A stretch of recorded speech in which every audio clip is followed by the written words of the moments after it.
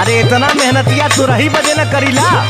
हाँ तो सुनिए ला बहुत होइबा तो प्यार के न रस पाइबा रात से जिया पे रजऊ तो रस जइबा।